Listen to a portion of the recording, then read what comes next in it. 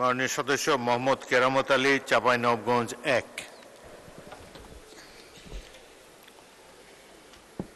মাননীয় স্পিকার, আপনাকে ধন্যবাদ। আমি মোহাম্মদ কেরামত আলী, 43, চাঁপাইনবাবগঞ্জ 1 আসন।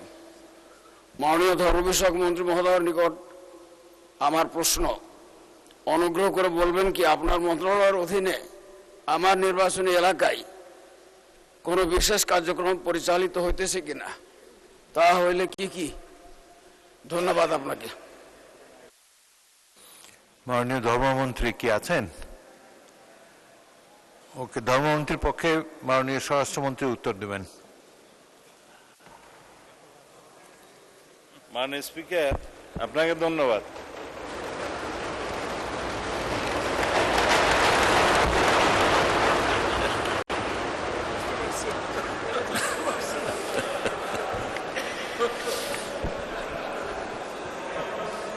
না, এরকম অ্যাপ্রিসিয়েশন মাঝে মধ্যে করলে ভালো হয়।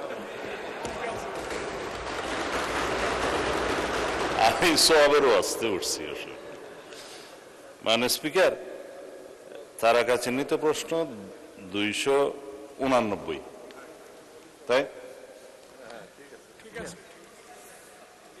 আমি জি মাননীয় ধর্মমন্ত্রী কাজী শাহ মোফাজ্জল হোসেন কায়কোবাদ, উনি হজে আছেন, তো সংসদ কার্যে তার বিকল্প হিসেবে জবাব দিচ্ছি।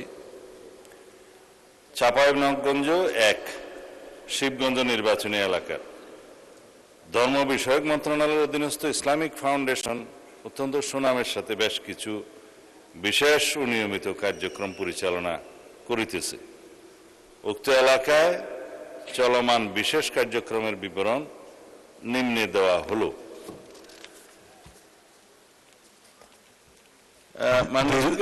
লম্বা উত্তর, তারপরেও যদি পঠিত বলে গণ্য করা। ধন্যবাদ মাননীয় স্পিকার। মাননীয় সদস্য মোহাম্মদ কেরামত আলী একটি প্রশ্ন করতে পারেন। মাননীয় স্পিকার, আপনাকে ধন্যবাদ। বর্তমান যুব সমাজ ক্রমাগত অশ্লীলতার সংস্কৃতিতে নিমজ্জিত হচ্ছে। অশ্লীল সিনেমা, অশোভন নাটক, অশ্লীল গান, আপত্তিকর বিজ্ঞাপন, নিম্নমানের সাহিত্য, বিভিন্ন ধরনের অসুস্থ বিনোদনের মাধ্যমে সমাজে এক ধরনের নৈতিক অবক্ষয় তৈরি হচ্ছে। এর ফলে পরিবার, সমাজ এবং ব্যক্তিগত জীবনে নৈতিক মূল্যবোধ দুর্বল হয়ে পড়ছে।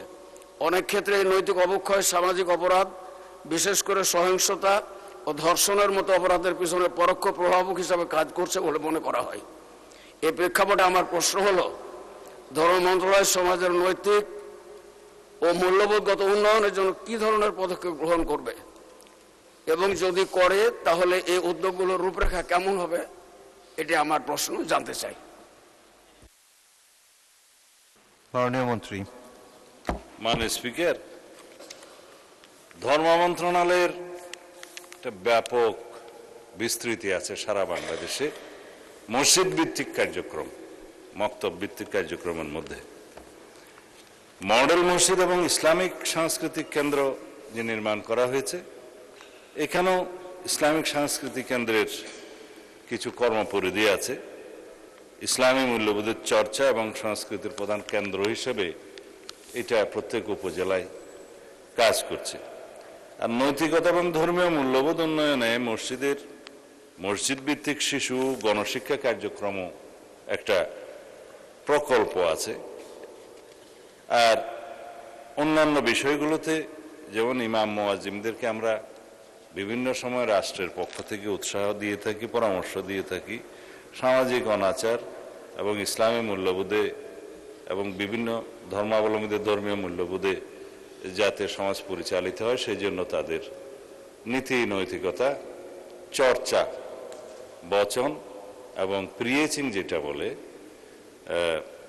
আলোচনা ইত্যাদি করার তাদের একটা সামাজিক দায়বদ্ধতা আছে। রাষ্ট্রের পক্ষ থেকে সেই রকম অনুপ্রেরণা দেয়া হয়। তারা নিজের পক্ষ থেকেও নিজেদের সামাজিক মূল্যবোধ এবং ধর্মীয় মূল্যবোধ থেকে এবং তাদের নিজস্ব কর্তব্যবোধের কারণে তারা সেই কাজটা করে থাকে। মাননীয় সদস্য যেটা বললেন যে অশ্লীল কন্টেন্ট, অশ্লীল প্রকাশনা এবং অশ্লীল বিভিন্ন রকমের নাটক ইত্যাদির মধ্য দিয়ে সমাজে যে অবক্ষয় হচ্ছে তার জন্য কি করা যায়। এই জন্য মাননীয় স্পিকার, বিশেষত আমাদের সমাজে বর্তমানে যে সোশ্যাল মিডিয়া, সামাজিক যোগাযোগ মাধ্যমে যে সমস্ত প্রচারণা হচ্ছে, এইটার ভলিউমটা সবচেয়ে বেশি, বরং প্রিন্টেড ভলিউমটা ইদানিং কম। তো যে ভলিউমটা সবচেয়ে বেশি, সেই ভলিউমটাকে অ্যাড্রেস করার জন্য আমরা আইটি মন্ত্রণালয় থেকে সাইবার আইনে কিছু পরিবর্তন আনতে চাচ্ছি, যেটা গতকালকে বা তার আগের দিনে এখানে আমি সংসদে বলেছিলাম। সেই আইনটা আমরা এভাবে আনবো যাতে আমাদের সামাজিক নিরাপত্তা থাকে, সোশ্যাল হারমোনি বজায় থাকে, রিলিজিয়াস হারমোনি বজায় থাকে, সমাজের মধ্যে ব্যালেন্স থাকে, ভারসাম্যহীনতা যাতে নষ্ট না হয়, আমাদের যুব সমাজকে আমরা যাতে সঠিকভাবে পরিচালিত করতে পারি এবং ভবিষ্যৎ প্রজন্মকে যাতে আমরা রক্ষা করতে পারি, নীতি নৈতিকতা এবং আদর্শ ধর্মীয় মূল্যবোধে তারা পরিচালিত হতে পারে।